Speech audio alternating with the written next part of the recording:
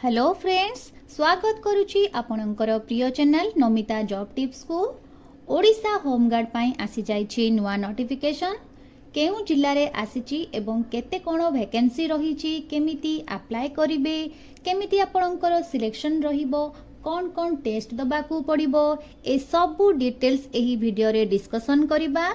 तेबे भिडियोटी को स्किप न करी शेष पर्यंत देखंतु। एही नोटिफिकेशन टी गजपति जिला पाई आसीछि।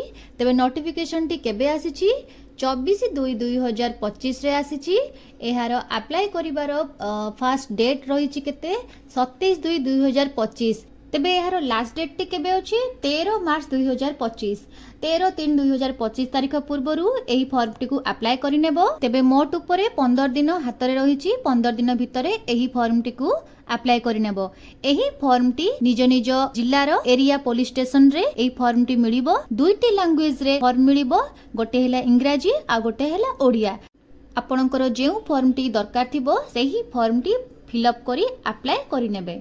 एहा परे देखिबा वैकेंसी केते कोन रहिछि। एठारे सर्वमोट उपरे 60 टी वैकेंसी रहिछि। पुरुष मानक पई 51 टी पदवी रहिछि एवं महिला मानक पई 9 टी पदवी रहिछि। तेबे पारलाखेमुंडी थाना पई पुरुष पई 10 टी पदवी, महिलांक पई एठारे पदवी नाही। मोट उपरे 10 टी पदवी रहिछि।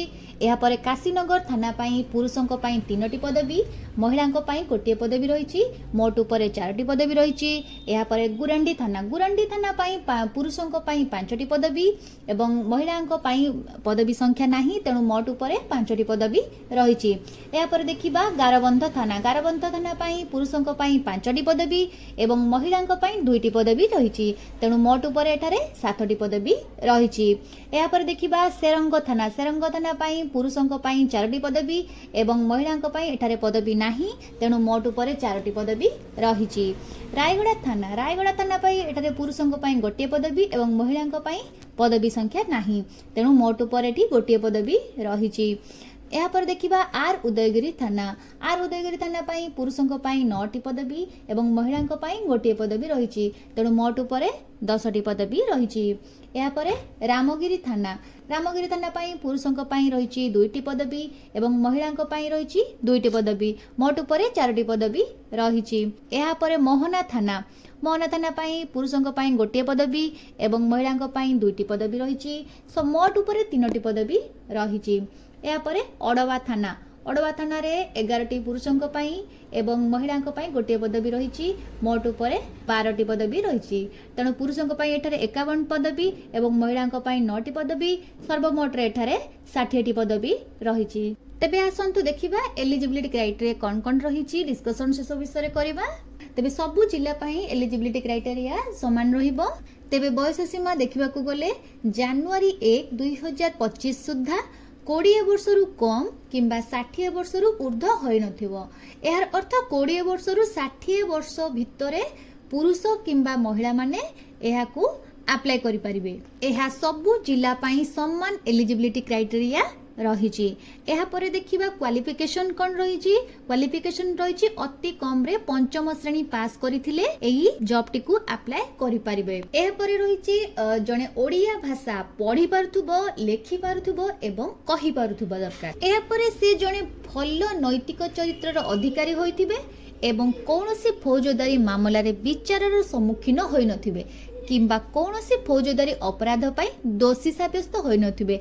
एहार अर्थ होछि जने मनीष उत्तम चरित्रर होइथिबे एवं तांको विरुद्ध रे कोनोसी प्रकार पुलिस रे केस होई नथिबो। जने सुस्थ एवं स्वास्थ्यवान शरीरर अधिकारी होइथिबे एवं तांकु कोनोसी जटिल शारीरिक समस्या नथिबो, माने से शारीरिक भाव रे सुस्थ थिबे एवं तांकु कोनोसी प्रकार बड़ रोग नथिबो। जदि तुम पाखरे किछि एक्स्ट्रा नॉलेज रहिछि, स्किल रहिछि, तो जॉब टी पाइबा पाई तुमरो चांसेस बहुत बढ़ी जिवो। जेमिति कि जदि तुमे माली काम शिखिथिबो किंबा ड्राइविंग शिखिथिबो किंबा बार्बर काम शिखिथिबो, स्विमिंग हो किंबा इलेक्ट्रिशियन काम हो, कंप्यूटर जानिथिबो, मेकानिकल काम जानिथिबो, तो ता सपक्षरे तुमको गोटिए सर्टिफिकेट दबा पाई पड़िबो। एहापर आसीबा आमे सिलेक्शन प्रोसेस को सिलेक्शन प्रोसेस कौन कौन रही तो आमे देखिबा एठी रही पंचम श्रेणी मानर 100 शब्दर एक ओडिया रचना लिखनर परीक्षा रे उत्तीर्ण होबाकू पड़िबो माने 100 वर्ड्स रो गोटे एसे राइटिंग लिखिबाकू पड़िबो। एहापर रही शारीरिक दक्षता संक्रांतीय परीक्षा रे उत्तीर्ण होबाकू पड़िबो। शारीरिक दक्षता माने होचे तुमर हाइट केते अछि तुमर वेट केते अछि ए सबु तुमको परीक्षा देबाकू पड़िबो। एहा परे रहिछि एक मौखिक साक्षात्कार सम्मुखीन होबाकू पड़िबो। मौखिक साक्षात्कार मीन्स जेमिति गोटे छोट इंटरव्यू धरि नियंतु छोट इंटरव्यू टी हबो ताहले एटारे गजपति जिला पय सिलेक्शन प्रोसेस ए तीनोटी पर्याय रहिछि। ये सबू थिला सिलेक्शन प्रोसेस। एबे देखिबा कोन कोन डॉक्यूमेंट सबू रिक्वायर अछि। एथिरे अछि ऑल एजुकेशनल क्वालिफिकेशन तुमर एलिजिबिलिटी क्राइटेरिया रे जहा सबू क्वालिफिकेशन रहिछि तार सर्टिफिकेट एवं मार्कशीट सबमिट करिवो। एहा परे तुमर वैलिड आईडी प्रूफ रे तुमर आधार कार्ड हो किंबा पैन कार्ड हो किंबा वोटर आईडी कार्ड हो जहाँ भी तुम पाखरे अवेलेबल थिबो ता सबमिट करिवो। एहा परे रहिछि मोबाइल नंबर तुमर जहाँ भी मोबाइल नंबर रहिछि तुमर मोबाइल नंबर टी दबो। एहा परे recent passport size colour photograph तुमर रिसेंटली जदी किछि फोटो तुमर उठाइथिबो से फोटोग्राफ दबो। जदी तुम पाखरे नथिबो ताहले तुम उठेई की देई परिबो। एहा परे रहिछि कास्ट सर्टिफिकेट तुमे जदी जनरल कैटेगरी छाडी की अदर कास्ट को बिलोंग करूथिबो ताहले तुमर कास्ट सर्टिफिकेट टी दरकार पड़िबो।